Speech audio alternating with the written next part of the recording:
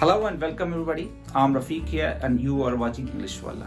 और आज हम लोग डिस्कस करेंगे present perfect tense passive voice के बारे में।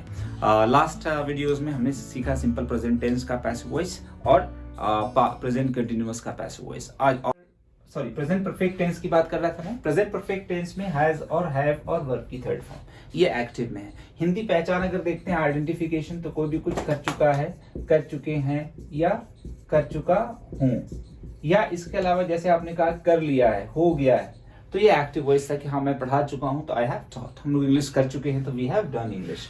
हम लोग बात कर रहे हैं पैसिव वॉइस की। पैसिव वॉइस के लिए हम लोगों ने पहले भी डिस्कस किया है कि तीन पॉइंट्स जो है आपको बिल्कुल याद रखना है कि ऑब्जेक्ट पहले होगा, उसके बाद क्या होगा हेल्पिंग वर्ब, और उसके बाद क्या है वर्ब की थर्ड फॉर्म। यहाँ पे भी वही चीज है, ऑब्जेक्ट को सबसे पहले क्या चाहिए हमें ऑब्जेक्ट, तो ऑब्जेक्ट को पहले कर लिया यहाँ पे। उसके बाद ऑब्जेक्ट के बाद क्या चाहिए हमें हेल्पिंग वर्ब। हेल्पिंग वर्ब यहाँ पे क्या है हैज हैव है, हैज हैव हम लोगों ने यहाँ पे रखा।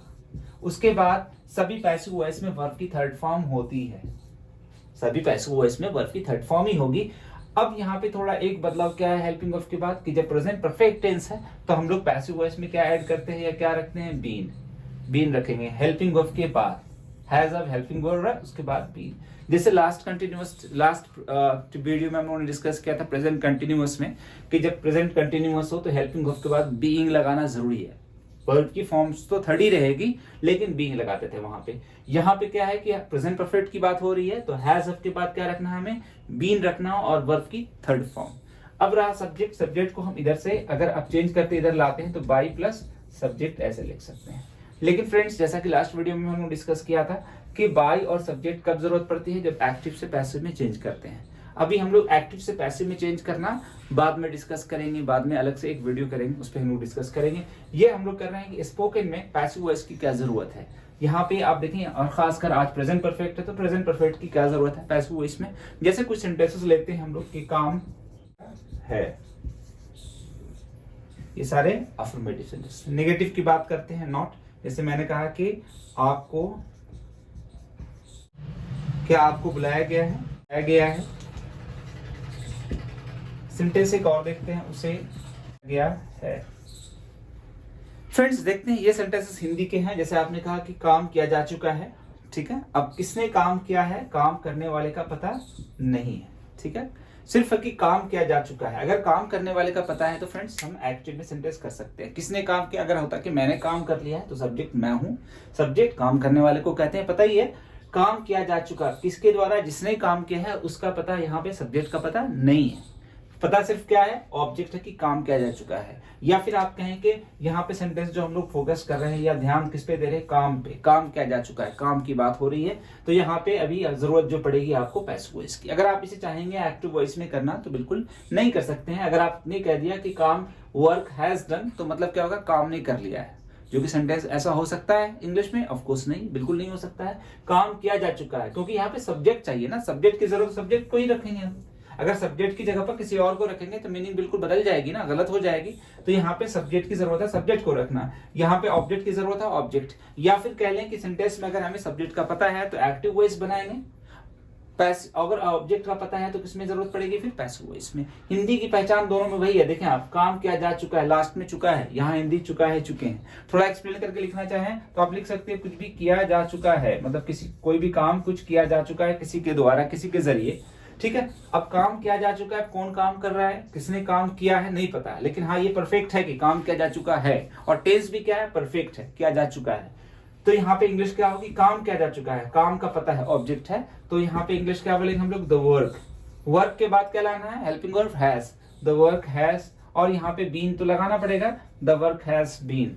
अब यहाँ पे वर्क कौन है, तो किया जा चुका है, करना, तो डू की थर्ड फॉर्म क्या होगी, डन। अगर कंप्लीट यूज करते तो the work has been completed, the work has been finished. काम किया जा चुका है, फिनिश किया जा चुका है, खत्म किया जा चुका है, the work has been finished. अब किसने किया नहीं पता। सेंटेंस यहाँ पे उसे गिरफ्तार कर लिया है, गया है, उसे गिरफ्तार कर लिया गया है। अब किसने गिरफ्तार किया नहीं पता। अगर आप इसकी इंग्लिश ऐसे बना देंगे ना, सब्जेक्ट एक्टिव में बनाएंगे कि ही, और उसके बाद अगर आपने हैज लगा दिया और वर्ब की थर्ड फॉर्म गिरफ्तार करना, अरेस्ट की थर्ड फॉर्म अरेस्टेड, तो इसका मतलब क्या होगा, उसने गिरफ्तार कर लिया है। अगर वो पुलिस वाला है तो ठीक है, उसने गिरफ्तार कर लिया गया। लेकिन हिंदी में क्या बात हो रही है, उसे गिरफ्तार कर लिया गया है। अब किसके जरिए, किसके द्वारा, पता नहीं है। मतलब कहने का है कि उसे, तो वह क्या है, सब्जेक्ट नहीं है, ऑब्जेक्ट है, उसे गिरफ्तार किया गया है। तो ये अगर इसके हिसाब से ये सेंटेंस बोलते हैं तो ये बिल्कुल गलत होगा। तो उसे गिरफ्तार कर लिया गया है, ऑब्जेक्ट क्या है इसमें, उसे, तो ही, और ही के बाद क्या ऐड करना है हमें, हैज के बाद क्या है, बीन ऐड करना, ही हैज बीन। वर्ब कौन है इसमें, गिरफ्तार करना, तो अरेस्ट की थर्ड फॉर्म क्या हो जाएगी, arrested. He has been arrested, उसे गिरफ्तार कर लिया गया है। पहले भी हम लोगों ने डिस्कस किया है कि पैसिव वॉइस में क्या है कि मतलब ऑब्जेक्ट को हाईलाइट किया जा रहा है, जो काम किया गया ना उसको हाईलाइट किया जा रहा है। तो यहाँ पे क्या है, he has been arrested, उसे गिरफ्तार किया गया है। जैसे आपने कहा कि आपको वहां बुलाया गया है, किसने बुलाया, सब्जेक्ट का पता नहीं है, इसलिए बाई और सब्जेक्ट हम लोगों ने यहाँ पे अलग कर दिया है कि बाई सब्जेक्ट की जरूरत नहीं है। मान ले अगर सब्जेक्ट का पता होगा तो हम एक्टिव वॉइस में सेंटेंस बनाएंगे कि उसे, आपको वहां बुलाया गया है सर के द्वारा, मतलब सर ने बुलाया आपको, तो डायरेक्टली एक्टिव भी तो सकता है, सर हैज कॉल्ड यू, फिर तो सेंटेंस और शॉर्ट होगा और छोटा होगा, इतना हम घुमा के क्यों बोलेंगे। लेकिन यहाँ पे प्रॉब्लम ये है कि आपको बुलाया गया है, आपको वहां बुलाया गया है, आपके बारे में जाहिर किया जा रहा है। अब किसने बुलाया ये जाहिर नहीं किया जा रहा है, तो ये सेंटेंस किसमें बनेगा, पैसिव वॉइस में। आपको बुलाया गया तो आप यू, और यू के बाद क्या ऐड करना है, हैव, यू हैव, और आगे क्या ऐड करेंगे, been, you have been. Verb इसमें क्या है, बुलाना, तो कॉल की थर्ड फॉर्म क्या हो जाएगी, called, you have been called. हाँ वहां भी है लास्ट में, तो क्या बोलेंगे, you have been called there, आपको वहां बुलाया गया है। आपने कहा कि आपको ऑफिस में बुलाया गया है, तो आप इंग्लिश क्या बोलेंगे, you have been called in the office, आपको ऑफिस में बुलाया गया। आपको अर्जेंटली बुलाया गया, तुरंत बुलाया गया है, तो you have been called urgently. तो ऐसे सेंटेंस हो सकते हैं। जैसे आपने कहा मुझे बताया गया, किसने मुझे बताया, नहीं पता, मुझे बताया गया, मैं बता नहीं रहा हूं, मैं सब्जेक्ट नहीं हूं यहाँ पे, मैं क्या हूं, ऑब्जेक्ट है, कि मुझे बताया गया है किसी के द्वारा। अब जिसके द्वारा, जिसके जरिए बताया गया है वो क्या है, सब्जेक्ट है, उसका पता यहाँ पे नहीं है।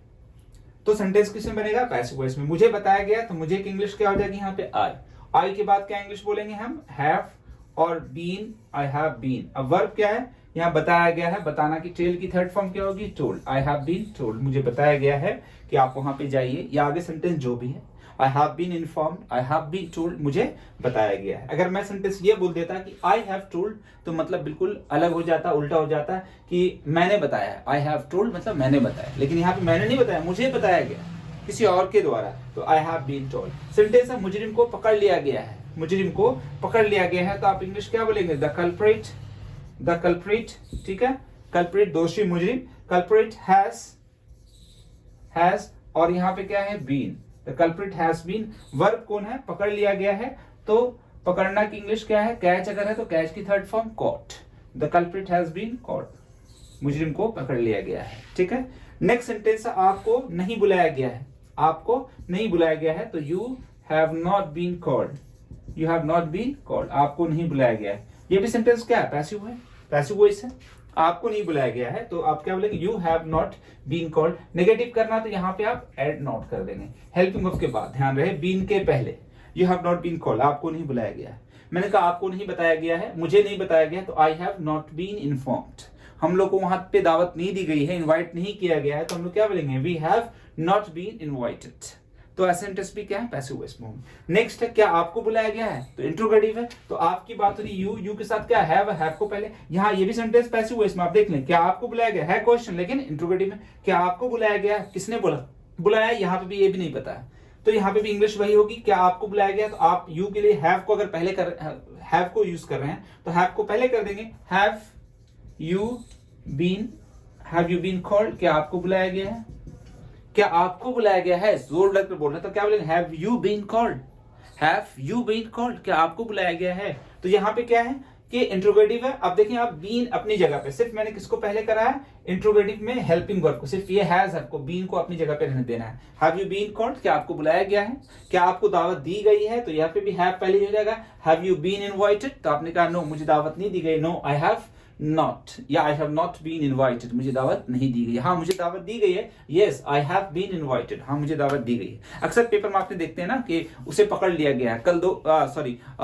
ऐसा डिसाइड किया गया, ये फिर आपने कहा कि ये नया रूल लागू कर दिया गया है, नया रूल लागू कर दिया गया, किसने लागू किया, ये चीज हम मेंशन नहीं कर रहे हैं, वहां पे नहीं देख रहे हैं, तो हम क्या बोलेंगे इंग्लिश, ये नया रूल लागू कर दिया गया है, the new rule has been implemented. Implement मतलब लागू करना होता है, तो the new rule has been implemented, नया रूल लागू कर दिया गया है,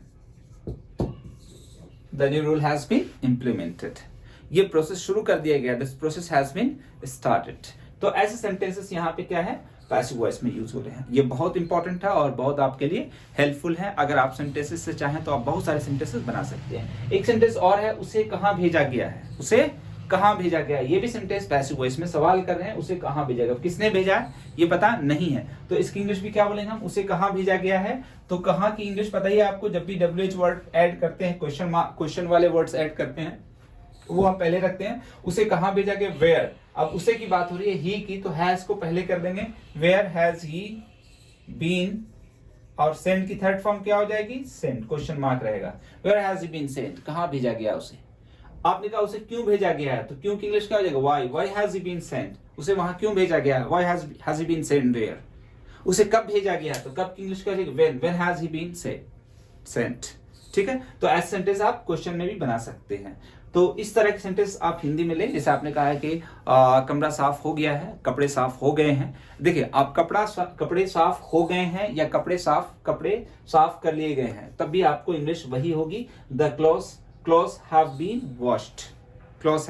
वॉश्ड। जैसे आपने कहा कि कमरा साफ कर लिया गया है या कमरा साफ हो चुका है, तो कमरा खुद से साफ तो होगा नहीं, यहाँ पे किसी के द्वारा ही होगा, लेकिन उसका आपको वहां पे सेंटेंस में उस चीज को जाहिर नहीं किया जा रहा। मैंने कहा कि कमरा साफ हो चुका है, the room has been cleaned.